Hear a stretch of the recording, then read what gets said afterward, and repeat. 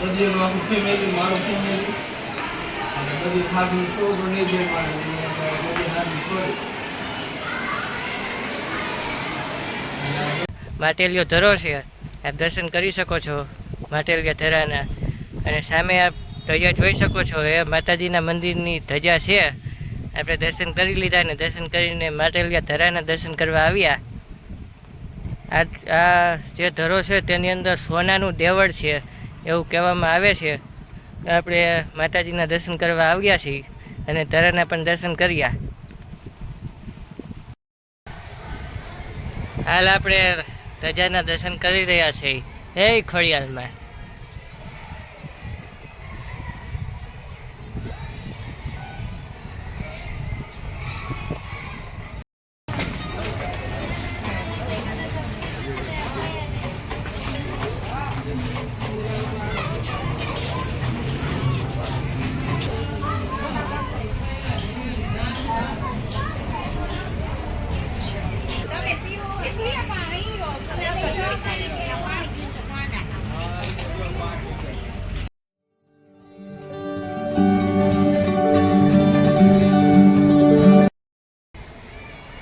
કેમ છો YouTube family, ફરીવાર આપ સૌનું એક નવા બ્લોગની અંદર હાર્દિક સ્વાગત છે.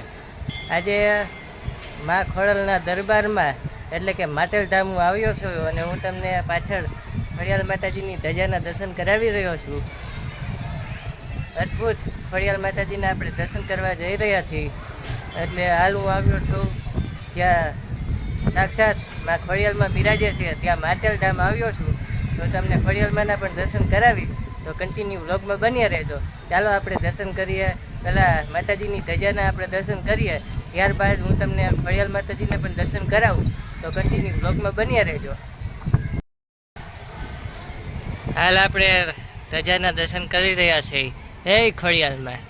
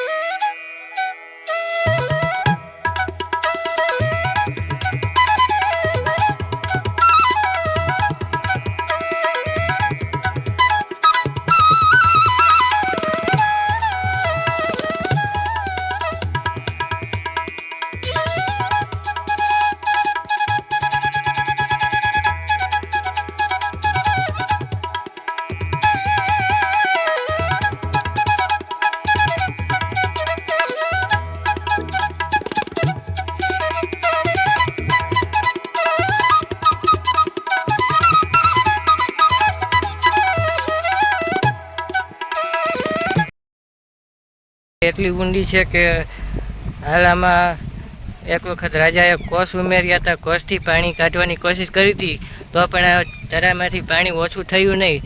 આ એ જ માટેલિયો ધરો છે. આપ દર્શન કરી શકો છો માટેલિયા ધરાના. અને સામે આપ ધજા જોઈ શકો છો, એ માતાજીના મંદિરની ધજા છે. આપણે દર્શન કરી લીધા ને દર્શન કરીને માટેલિયા ધરાના દર્શન કરવા આવ્યા.